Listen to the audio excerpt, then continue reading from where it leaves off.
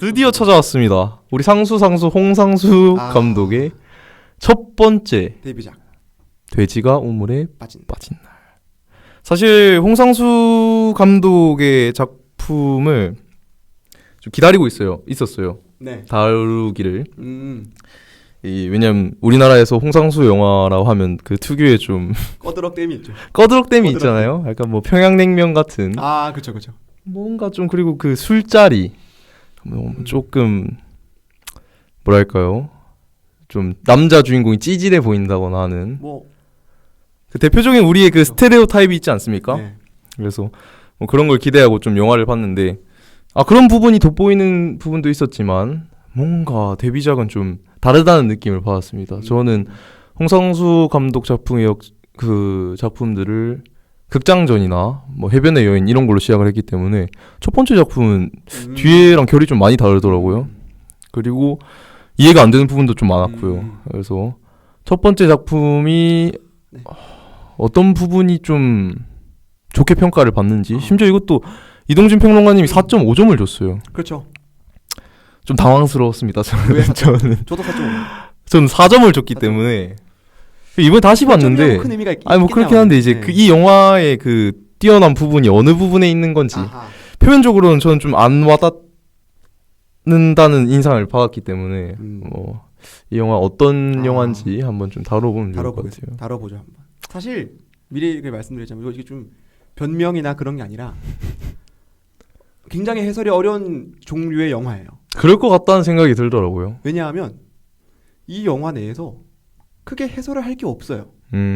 해설을 한다는 얘기는 이 홍상수 영화와 반대로 해설을 하기 굉장히 쉬운 감독의 영화가 뭐냐면 봉준호입니다. 굉장히 많은 요소가 영화 속에 들어가 있고 네네. 뭐 인물의 특성 자체도 그렇고 네네. 인물 사이의 관계도 그렇고 네. 그리고 애초에 봉준호 감독이 다루고 있는 그 세계 자체가 굉장히 거시적이기 때문에 다루게 굉장히 많아요. 영화 하나하나가. 네네. 근데 홍상수 영화는 그렇지가 않아요. 그렇기 때문에 해설을 많이 할 게 없습니다. 근데 해설을 많이 할 수 없는 영화가 좋지 않은 영화가 절대 아니거든요. 굉장히 많은 좋은 영화들은 실제로 이게 뭔 말을 해야 되지? 라는 생각이 드는 영화가 대다수입니다. 그냥 오히려 그저 영화를 딱 2시간 보고 나왔을 때 그 이동진 평론가님의 표현에 빌리자면 진짜 못 일어나겠어 같은 영화들은 오히려 정말 2시간 딱 끝났을 때 네. 그냥 2시간 동안 그 영화만 딱 생각을 하는 거예요. 영화가 영화로서 왜 영화가 존재해야 되고 그렇다는 얘기는 이유가 영화는 왜 존재해야 되며 네. 영화는 어떻게 영화로서 존재할 수 있는가에 대한 질문과 대답을 2시간 동안 내내 하는 영화를 보다 보면은 그냥 그 영화에 잠겨가지고요. 빠져나오기 힘든 그런 경험을 주는 때가 많거든요. 작품이 있거든요. 그렇군요. 돼지가 우물에 빠진 날도 그런 영화입니다. 근데 이런 말 자체가 제가 이제 꺼드럭이죠. 그렇죠. 이 꺼드럭이라는 좀 느낌이 많이 들 수밖에 없는 것 같아요. 그래서 이 홍상수 영화가 그런 평가를 받는지 모르겠지만 굉장히 뭔가 알 사람은 아는데 그냥 느껴라 이런 뉘앙스가 좀 알면 느껴지긴 알면 하는. 느낄 수 있는데 모르면 못 느끼는 건데 알면 느낄 수 있는 거지 않습니까? 그럼 아는 게 좋죠, 그러면. 어쩔 수 없이 좀 영화 예술 자체가 좀 꺼드럭대기 너무 좋은 예술 장르라. 네, 사실. 네. 아무튼 얘기를 해보자면 제가 좀 궁금했던 점은 돼지가 우물에 빠진 날 이 제목부터가 뭔가 이 제목은 사실 제목을 따왔습니다. 다른 데서. 그렇더라고요. 돼지가 우물에 빠졌던 날이라는 네네네. 작품에서 따왔고 그리고 이 영화 자체가 각색한 영화예요. 맞아요. 아마 이 작품이 처음이자 마지막인 걸로 알고 있습니다. 각색을 한. 네네네. 하고요. 그리고 홍상수 영화에. 네. 그리고 유일하게 각본을 맡긴 영화예요.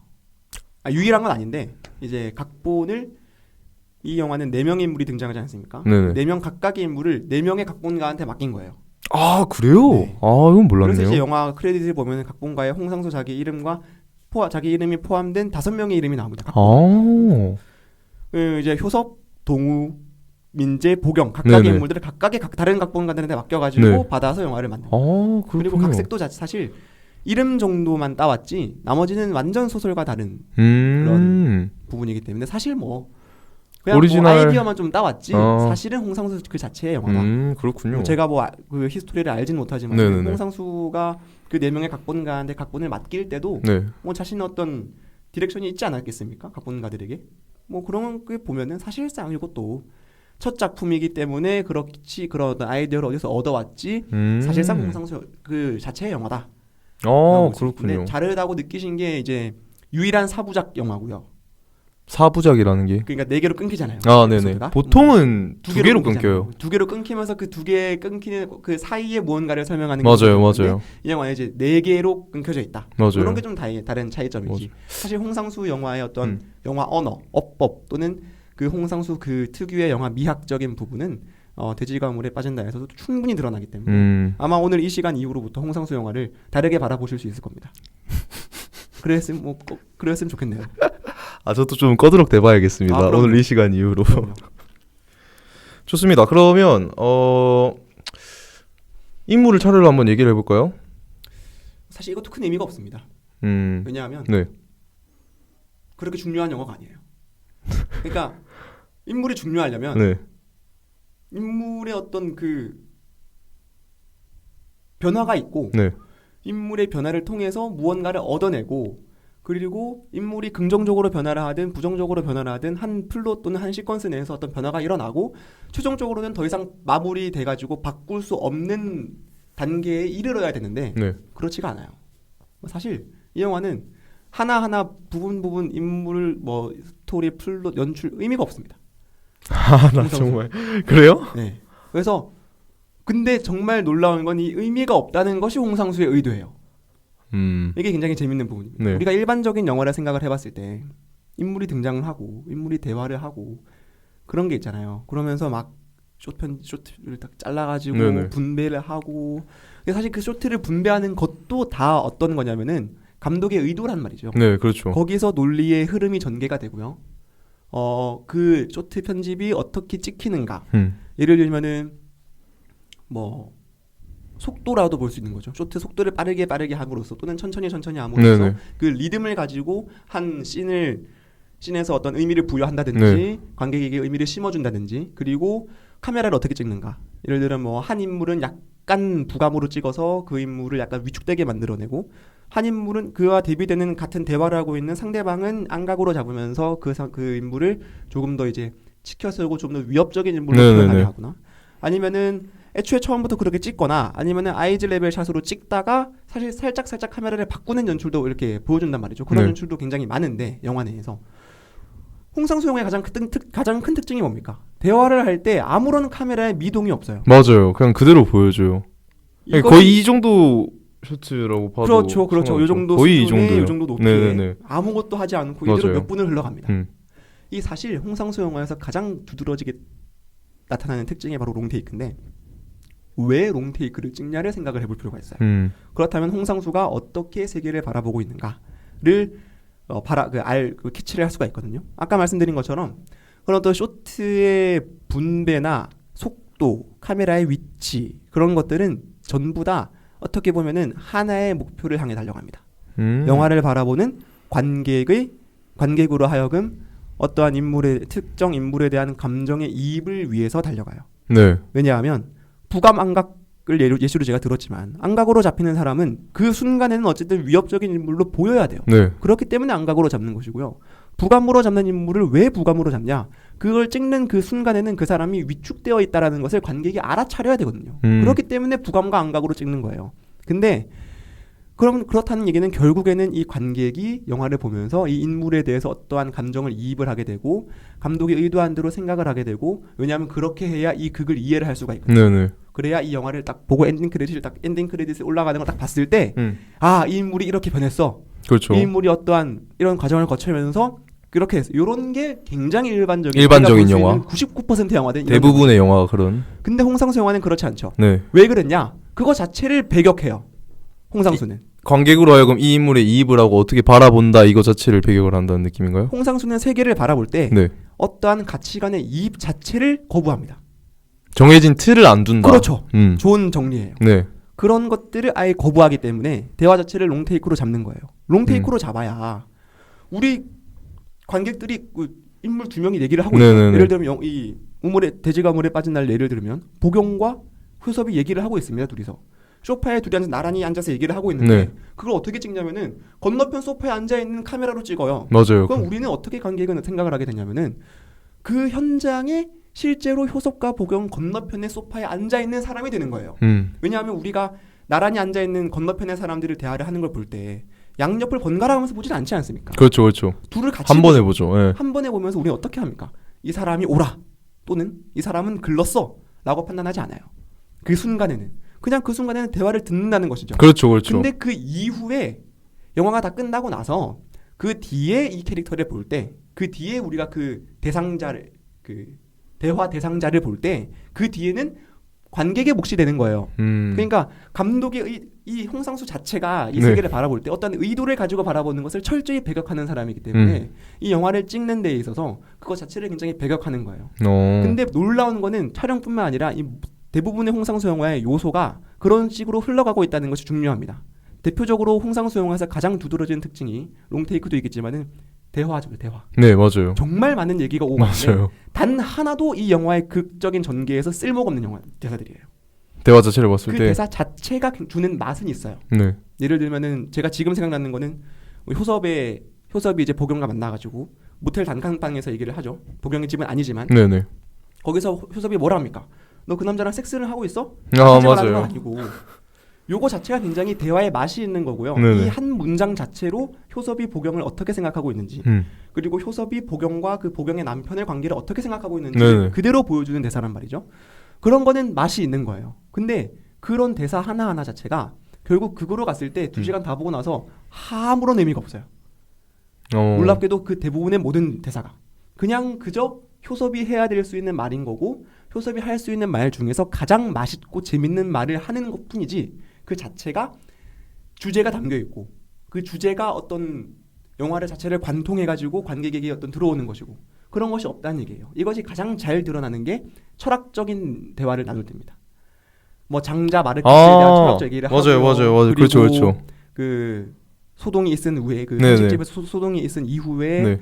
그 효섭과 선배가 얘기하면서 막 효섭이 막 그런 얘기 하잖아요. 막 평론가들한테요. 평론가들 그 눈치 보면서 영화를 만들고 난 맞아요. 그렇지 않아. 나는 네. 나만의 작품을 만들 것이야.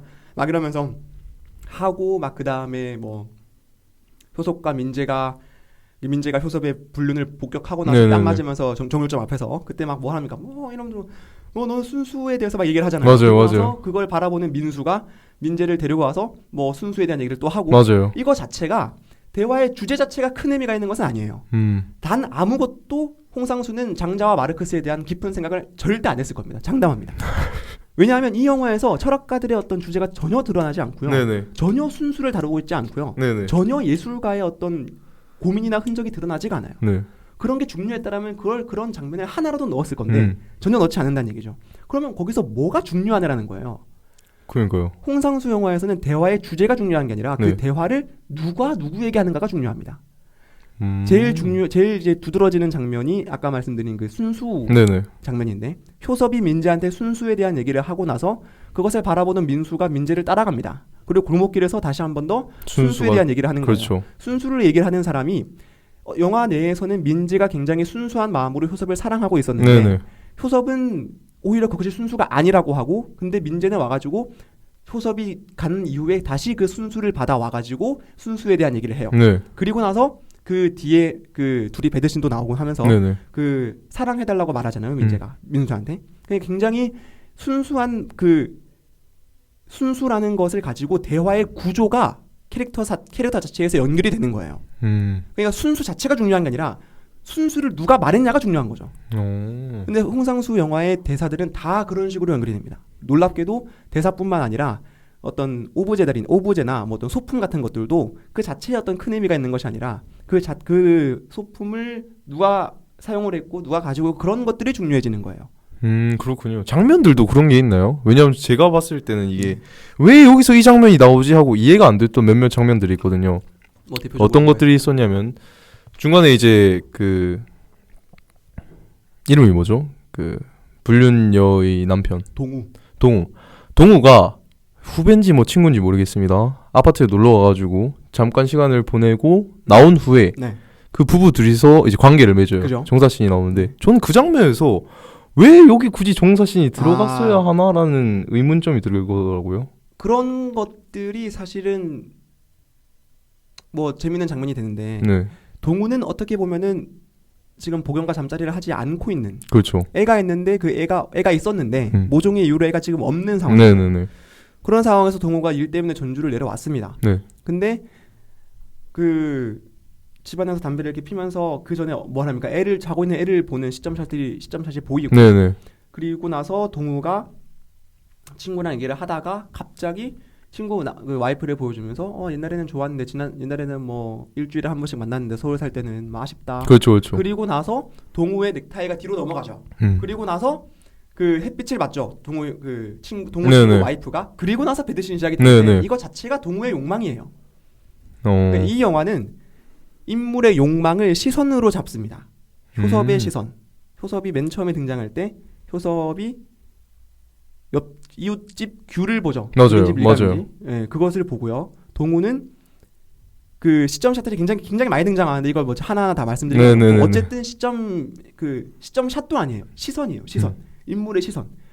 동우가 아기를 보고 그리고 동우가 대화를 할 때 그 와이프를 보고 하는 것들이 다 그의 욕망을 드러내는 거예요.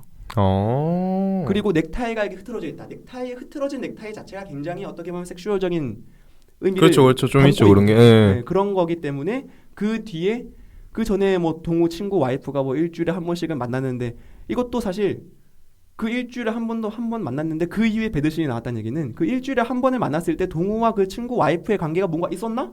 라는 생각을 할 수가 있거든요. 맞아요. 그런 생각이 좀 들긴 하더라고요. 근데 사실 여기서 또 홍상수의 또 놀라운 점이 등장을 합니다. 그러니까 홍상수는 정말 영화 예술적이고 미학적인 정말 위대한 영화 예술가인 게 뭐냐면은 네. 담을 걸 담고 담지 않는 걸 안 담아요. 근데 담지 않을 걸 안 담으면서 역설적으로 그것이 담아져 버리는 거예요. 우리가 그걸로 하여금 생각을 하게 한다는 건가요? 그러니까 여기서 중요한 건 동우의 욕망이고요. 네네. 동우가 그런 욕망이 있던 사람이다라는 거예요. 그렇기 때문에 그의 시선이 중요한 것이고 물론 동우뿐만 아니라 나머지 3명의 캐릭터들도 다 마찬가지지만은 근데 여기서 그 어떤 동우를 중심으로 그걸 진행을 했으면 그 전에 관계라든지 그 전에 복용이 불륜하기 전에 동우도 불륜했었다 뭐 이런 식으로 가면 재밌는 얘기가 나오잖아요. 네네네. 아예 안 나와요 그게. 그러지 않고 그냥 동우의 욕망이 드러나는 장면만 배치를 합니다. 이거 자체가 담을 것만 담는 거예요. 담을 거는 뭐겠어요? 동우의 욕망인 거예요.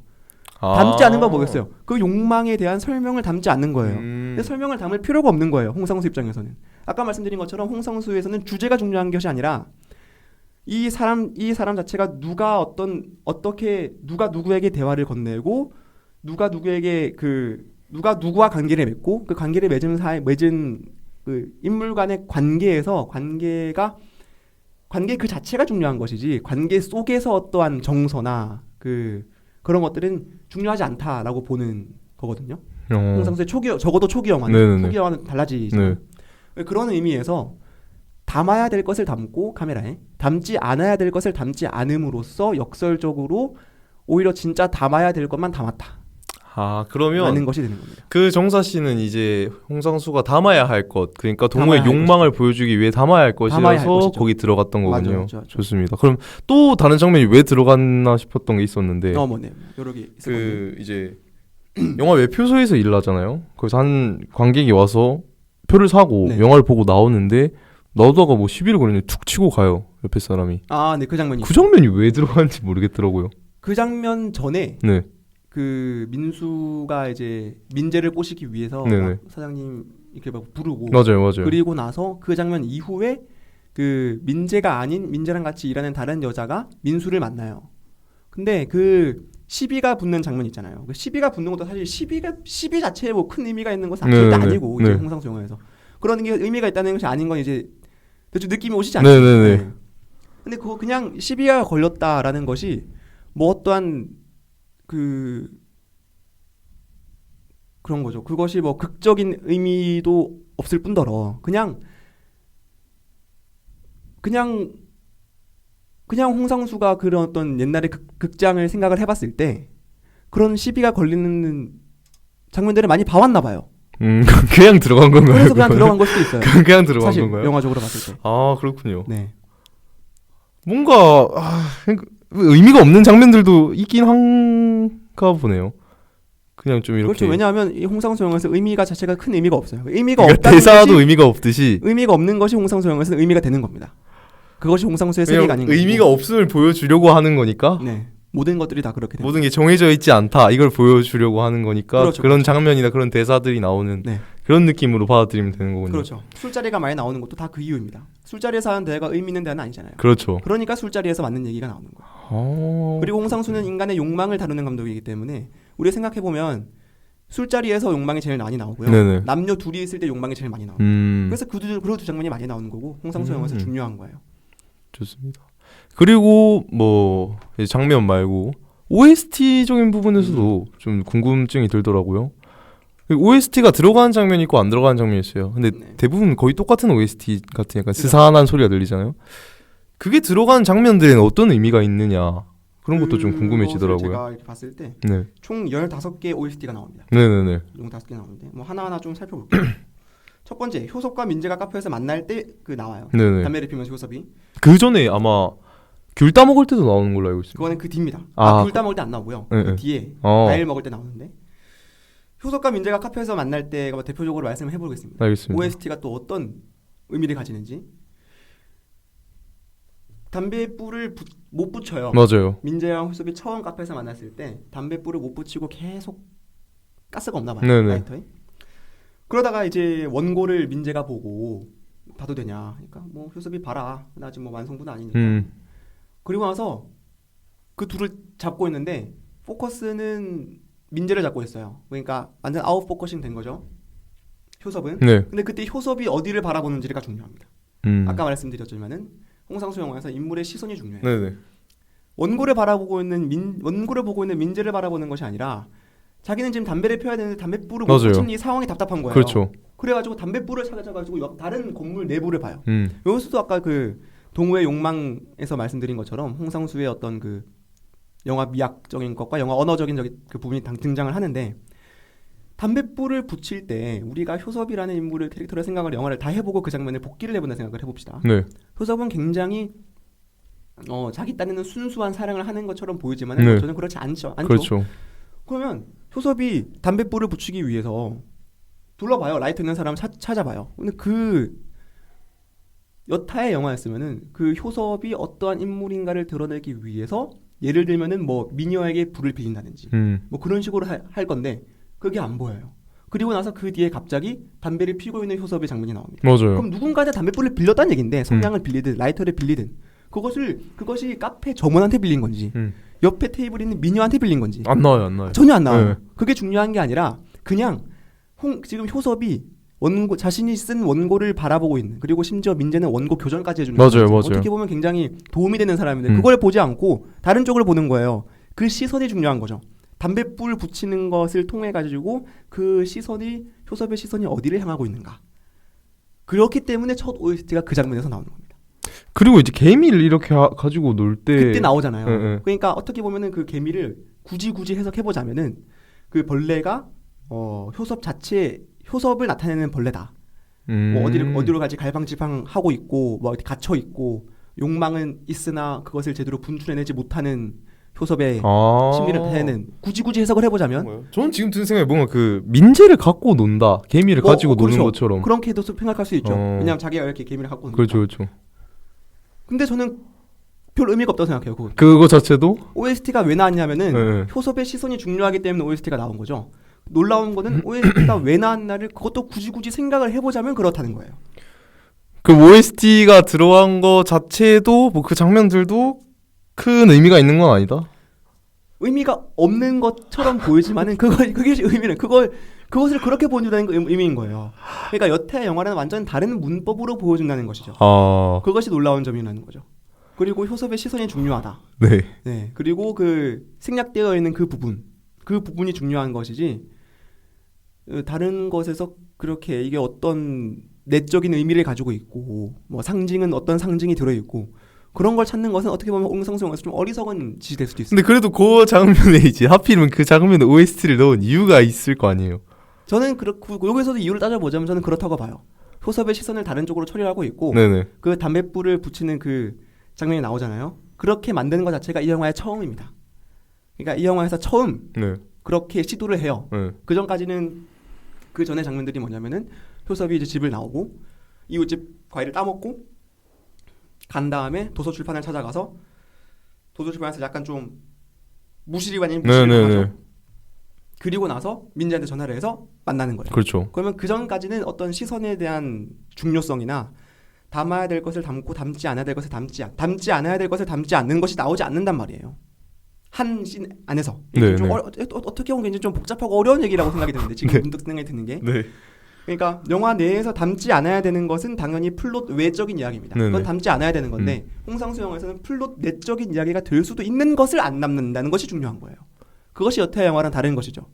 그러니까 효섭의 캐릭터라는 것을 설명하기 위해서 효섭이 어떤 행동을 하는지를 충분히 보여줄 수가 있는데 그렇지 않고 그냥 과일 따먹는 거 하나만 보여주고요. 이웃집 과일 따먹는 게 분류나는 거 아닙니까? 뭐 그런 식으로 한번 방법만 보여주고 그 뒤로 뭐 하지 않아요.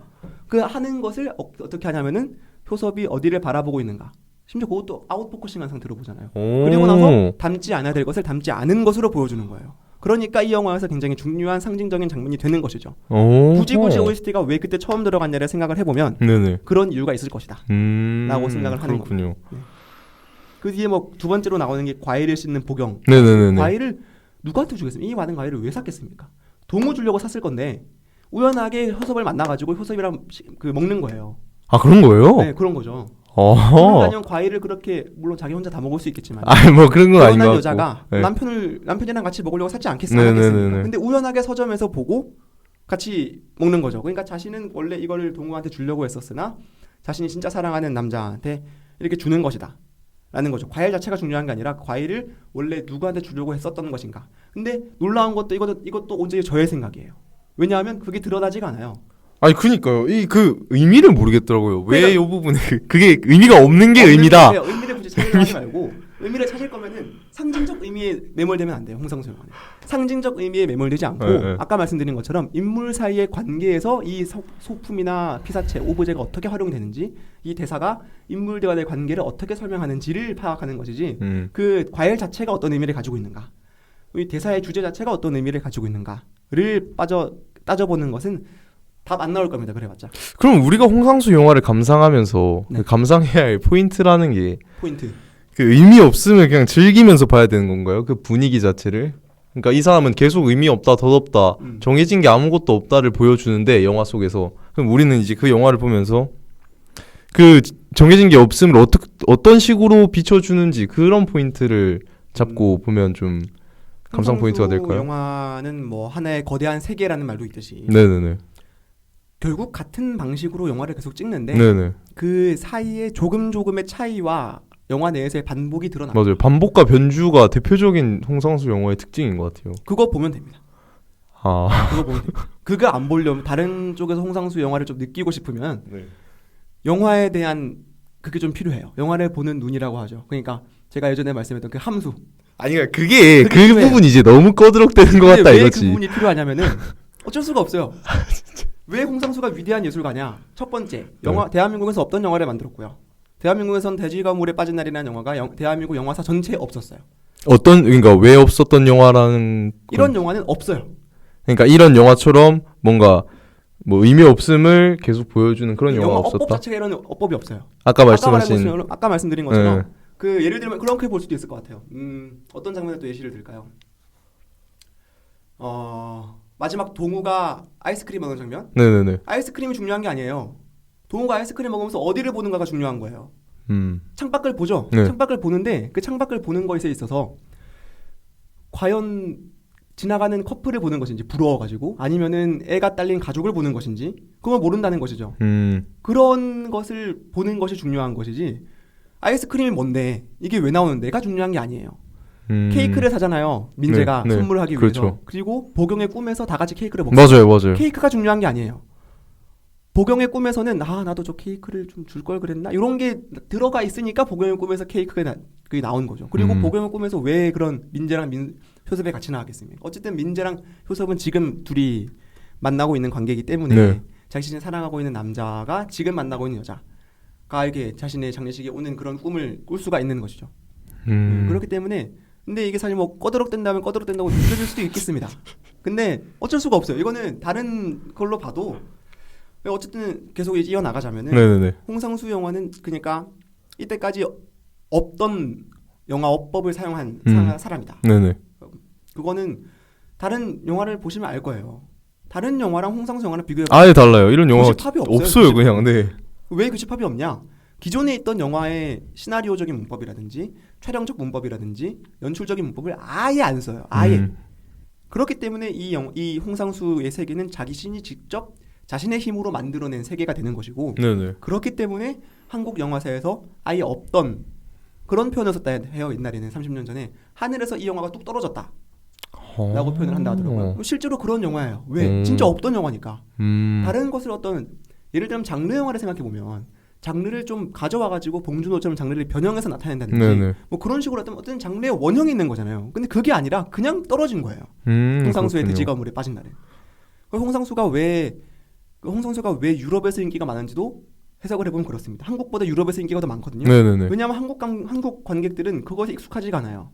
한국 관객들은 어쨌든 기승전결이 있고 그렇죠. 어쨌든 인물 간의 관계에서 인물이 어떤 변화를 맞이하면서 네네. 어떤 갈등을 겪고 해야 되는데 홍상수 영화에서는 갈등도 없고요. 인물의 변화도 없고요.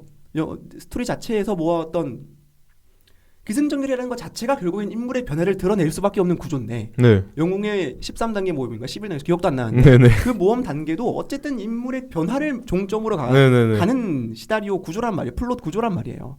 그럼 거기 시나리오 구조에서 플롯을 어떻게 바꾸든 어찌됐든 그 변화가 딱 드러난다는 얘기죠. 우리가 생각해보면 크리스토퍼 놀란 감독 영화를 생각해보면 플롯의 마술사라 불리잖아요. 인셉션 같은 거나 인터스텔라를 생각을 해보면 네. 어쨌든 주인공은 변한단 말이에요. 네. 어쨌든 메멘토를 봐도 어쨌든 주인공은 변화가 된다면 처음 시작과 마지막이 변화가 된단 말이에요. 근데 그것이 없잖아요. 99%의 영화는 인물의 변화를 다루고 있는데 홍상수는 변화를 배격하는 변화에 저항하는 사람이란 말이에요. 변화를 배척하고 싫어하고 의미 부여를 싫어해요. 왜? 자기가 바라보는 세계가 그러니까 의미가 없다. 의미가 없다는 것이 의미가 되는 거예요.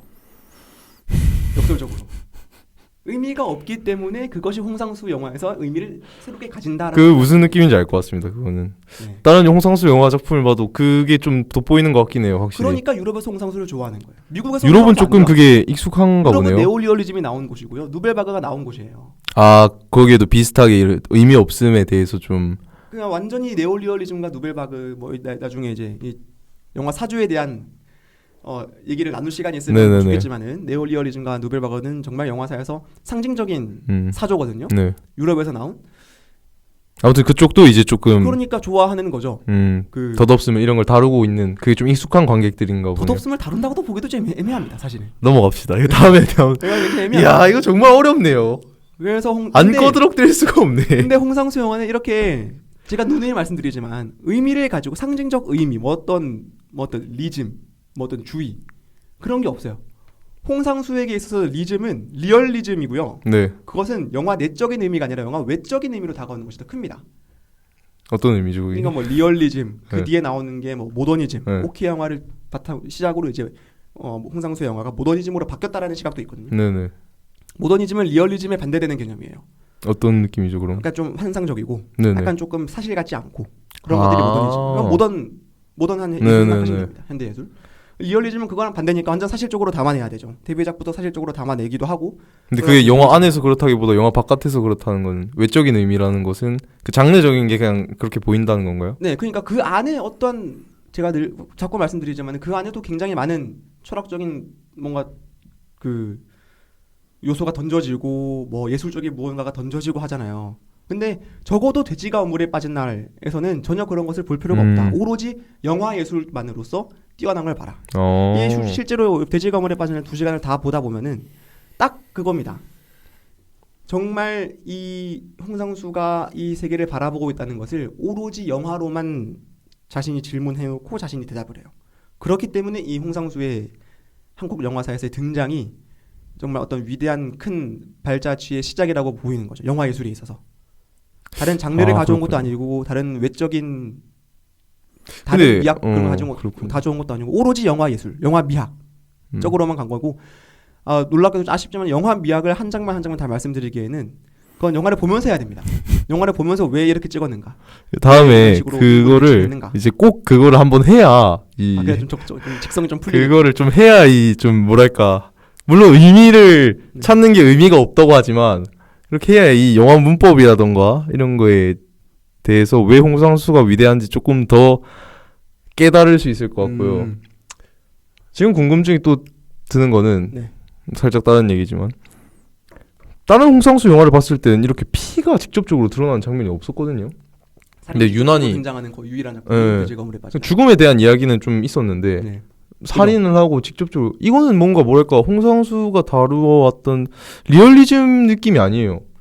이거는 약간 어떻게 보면은 그 심지어 그 꿈 장면도 있고 그죠. 그 두 가지가 조금 그 이후에 나왔던 홍상수가 다루었던 그런 리얼리즘의 모습이랑 좀 다른 느낌이 들어서 첫 작품이어서 그런지 왜 그런 장면을 넣었는지 좀 궁금하더라고요. 뭐 우선 살인 장면 같은 경우는 그 아까도 말씀드린 것처럼 4명의 각본가가 쓴 겁니다. 네네네. 그러니까 살인을 했다는 것이 홍상수의 의도가 아닐 수도 있고요. 홍상수는 실제로 영화를 굉장히 자유분방하게 찍습니다.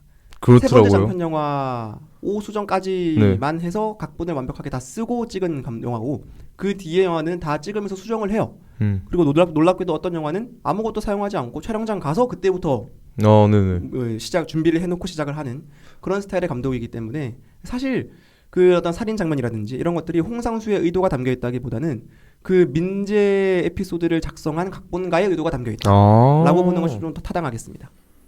그리고 뭐 나오는 그 꿈 장면 같은 것도 네. 사실 꿈 장면이 굉장히 리얼하죠. 왜냐하면 정말 꿈처럼 느껴지잖아요. 그렇게 굉장히 따진다면 뜬금없이 장례식이 그건 나오는데 맞아요. 굉장히 뜬금없이 장례식이 나오는 거는 뭐 그렇다 좀 왜냐하면 실제로 죽은 건 아니니까 네. 실제로 장례식이 나오는 뜬금없이 나와야 되죠. 근데 하필이면 그 꿈의 주제가 꿈의 그 내용이 자신의 장례식이었던 거죠. 근데 그거 자체가 뭐 어떤 꿈의 장례식 자체가 왜 꿈에서 장례식이 나왔지? 뭐 그런 것도 뭐 굳이 해석해볼 수도 있을 겁니다 아마. 왜냐면 보경이 마지막 심에 자살을 암시하는 듯한 맞아요. 의문 있는 신문지를 깔고 아버지의 창문을 열고 하잖아요. 맞아요. 그런 거 보면은 죽음에 대해서 생각을 하고 있나 이런 생각이 좀 들기도 해요. 왜냐하면 그 보경 에피소드는 또 다른 작가가 썼기 때문에 그 안에서 다 이렇게 연결이 되는 부분이 있을 겁니다. 그렇군요. 네. 알면 알수록 더 모르겠다는 생각밖에 안 듭니다. 어쨌든 그 돼지 거물에 빠진 날은 너무 깊게 이게 어떤 의미를 가지고 있지, 왜 이렇게 찍었을까, 왜 갑자기 여기서 이게 등장하지? 라는 것에 빠져들지 말고 그냥 카메라가 무엇을 담고 있는지, 무엇을 어떻게 담고 있는지, 그리고 초기 홍상수 영화일수록 공간이 중요합니다. 공간. 네, 옥탑방에 살고 있는 효섭이 옥탑방과 모텔. 네, 모텔. 그러니까 신기한 거죠. 모텔에서도 지금 비교가 되잖아요. 여관 단칸방과 지방 모텔. 네네. 여관 단칸방에서는 효석과 보경이 정사를 하고요. 지방 모텔에서는 동호가 매춘불을 불어서 정사를 해요. 보경이를 그리워하면서 이런 것들의 공간에서 오는 그 인물 사이의 관계를 보는 것이 더 중요하지. 뭐 왜 모텔에 갔을까? 왜 매춘불을 불렀을까? 이런 걸보다는 그냥 그 자체로서 보여지는 것 그 자체로서 그리고 보여지지 않은 것을 보여주지 않음으로써 관객에게 어떠한 그 질문을 던지는가? 그럼 우리는 관객은 어떻게 그에 대한 대답을 스스로 마련할 수 있는가에 대한 고민이 들어가야 됩니다. 그래서 어렵죠 사실. 어려울 수밖에 없다고. 그러니까 그래서 해설이 어렵다는 거예요. 해설할 게 없거든요 실제로. 그러니까 뭔가 답을 정해놓은 것도 아니고 네. 의미를 담은 게 아닌데. 영화는 봐야 돼요. 근데 이게 계속 궁금증이 들긴 하더라고요. 그러니까 왜라는 그 궁금증이 어떠한 상징적인 의미를 가지고 있지 않기 때문에 그거는 그러니까 뭐 예를 들면 뭐 궁금증이 또 뭐가 있을까요? 궁금증이 들만한 장면이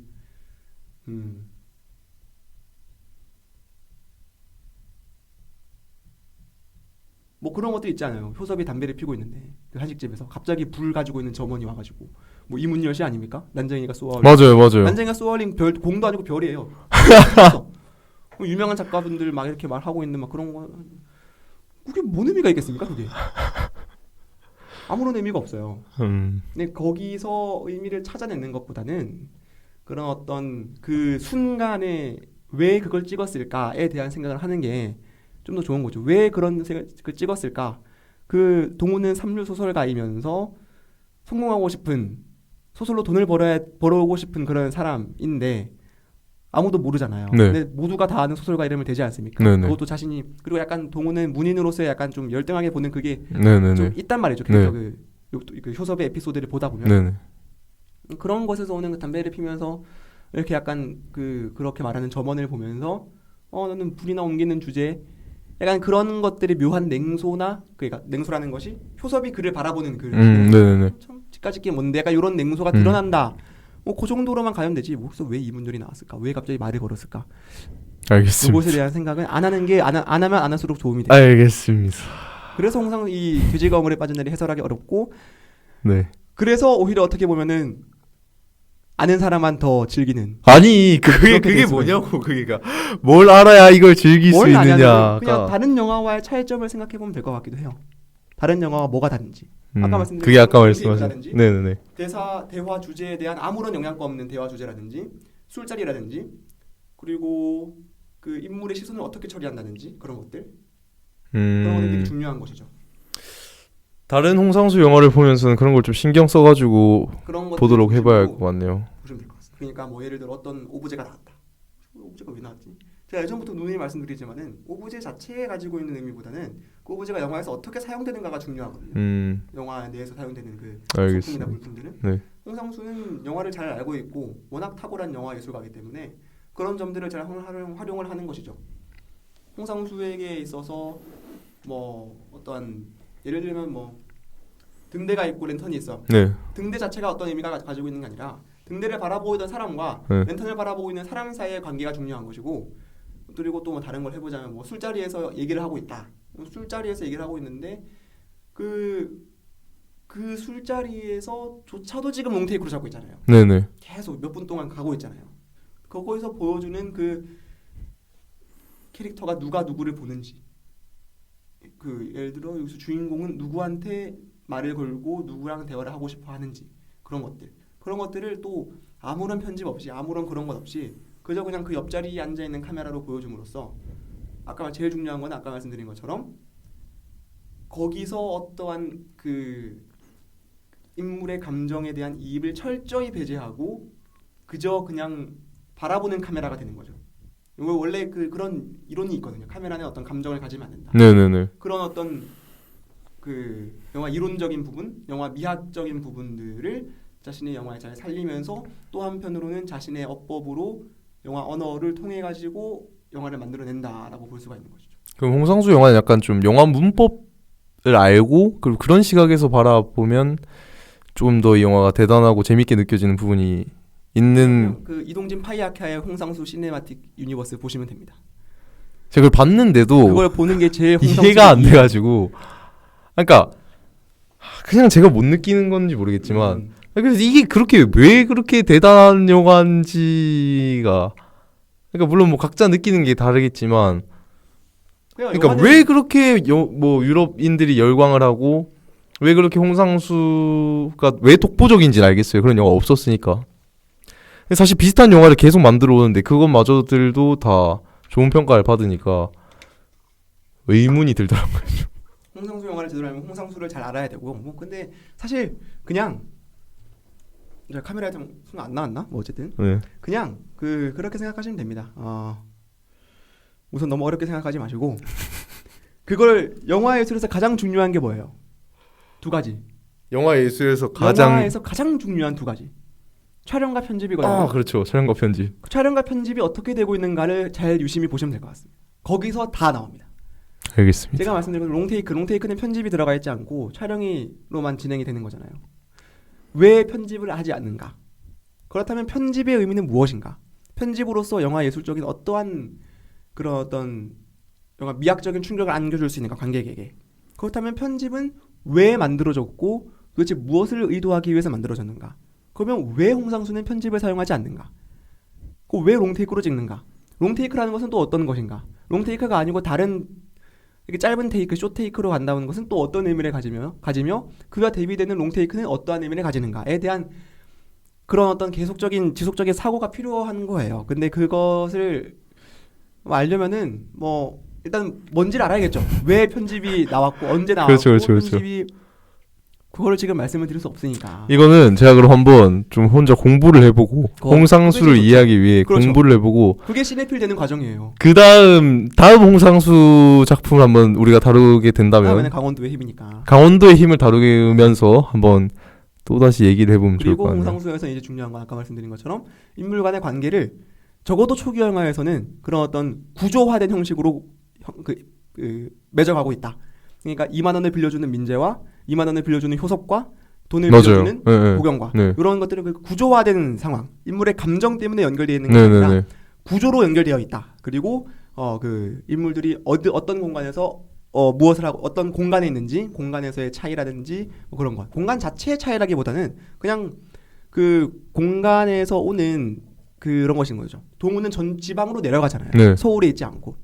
서울에서 계속 있다가 지방으로 내려가서 지방에서 매춘부를 만나고 지방에서 이제 보경을 그리워하고 그런단 말이에요. 지방에서도 욕망이 드러나고. 그럼 그 차이는 왜 있는 거지? 왜 하필이면 또 전주로 간 건지. 이런 어떤 공간에 대한 그건 왜죠? 그거는 아까 말씀드린 거죠. 듣다 보니까 궁금하네. 홍상수 지금 1분 남았는데. 네. 아 다음에 할라 했는데 강원도의 힘 할 때. 강원도의 힘 할 때 하시죠. 그러면 강원도의 공간 힘할 때 그러면은 살짝 뒤지거문에 빠져나는 의문점을 그러면 한 번 더 공부해 오시고. 그리고 나서 알겠습니다. 그리고 나서 강원도의 힘까지 딱 마무리하면 될 것 같네요, 홍상수. 이게 얘기하면 할수록 미국에 빠지는 것 같아서 좀 공부를 해보고 홍상수에 대해서 좀 더 연구를 해봐야겠다는 필요성이 느껴집니다. 우선 영화 예술에 대한 연구가 좀 필요해 보입니다. 알겠습니다. 네. 촬영과 편집을 제대로 제대로 연구를 한번 해보시는 게 알겠습니다. 홍상수를 바라보는 그 숙제를 좀 받아와가지고 제 다음 편 촬영 때까지 좀 알아오겠습니다. 편집의 역사, 편집의 역사. 편집의 역사와 골치가 촬영 아파지네요. 기법들, 촬영 기법, 편집 역사. 이거 왜 그렇게 생각하면 될 것 같아요. 간단하게 말씀드리자면 편집은 충격을 위해서 만들어진 거거든요. 거기에 있어서 충격을 주기 위해서. 근데 왜 홍상수 영화에서는 편집을 사용하지 않고 롱테이크로 찍는지에 대한 본인만의 대답이 나오면은 제일 베스트일 것 같습니다. 사실 그게 알겠습니다. 다예요. 그것만 있으면은 그리고 뭐 더 가는 건 이제 뭐 플롯에 대한 이야기. 근데 그런 거는 사실 좀 2차적인 내용이라고 저는 생각을 해요. 홍상수 영화에서. 가장 중요한 건 홍상수 영화에서는 담을 것을 담고 담지 않을 것을 담지 않는 것. 그럼 무엇을 담는가? 그리고 무엇을 어떻게 담는가? 이게 영화 예술에서 가장 중요한 거거든요. 오케이. 무엇을 어떻게 찍을 것인가? 어떻게 찍을 것인가? 네. 제가 왕가의 영화를 화양연화를 했을 때 제가 이 말씀 했는지 모르겠는데 화양연화를 찍을 때 그 왕가이가 양조위와 장관으로 어떻게 찍는가? 무엇을 찍는가? 아, 그렇죠. 골목을 찍고요. 네. 무엇을 찍는가? 어떻게 찍는 거는 패닝을 하면서 찍어요. 네네. 그것이 무슨 의도를 가지고 있는가? 그게 영화 예술이거든요, 사실상. 로제타에서 왜 마지막에 오는 그 산소통 들고 오는 가스통 들고 오는 그 로제타를 왜 그렇게 이렇게 딱 찍는가? 그럼 무엇을 찍는가? 그 산소통 들고 오는 힘들어하는 로제타예요. 그리고 로제타 주변에 그 돌아다니고 있는 파리처럼 돌아다니는 그 남자친구, 남자 그 친구예요. 그럼 그걸 왜 찍는 것인가? 무엇을 어떻게 찍는다에는 되는 것은 또 로제타를 같은 으로 보면은 그 자신한테 사기 물론 로제타는 또 다음에 다루겠지만 네. 자신한테 사기를 친 로제타를 쫓아오는 그렇죠. 그럼 무엇을 찍을 것인가? 쫓아오는 애들을 찍을 것인데 어떻게 찍을 것인가가 또 한 가지 질문이 남는 거거든요. 어떻게 찍을 것인가가 거기서 또 드러나는 거예요. 그 장면에서. 그러니까 결국에는 영화 예술이라는 것은 그 두 가지의 질문. 무엇을 찍을 것인가? 어떻게 찍을 것인가? 어떻게 찍을 것인가? 이것에 대한 자신만의 연구가 있은 뒤에 홍상수 영화를 보면은 아마 조금 더 왜 이 사람들이 그렇게 저를 포함한 많은 사람들이 그렇게 홍상수 영화에 대해서 꺼드럭대는가를 느끼실 수가 있을 겁니다. 그러면은 이제 좀 저희 같은 사람들에 대한 불만이 좀 없어지지 않을까요? 아무튼 연구를 해서 확실하게 이해를 하고 오도록 하겠습니다. 네. 다음 홍상수 영화는 다음에 다뤄보는 걸로 하고 오늘은 그럼 여기까지. 오늘의 수용대는 여기까지 하겠습니다. 감사합니다. 감사합니다.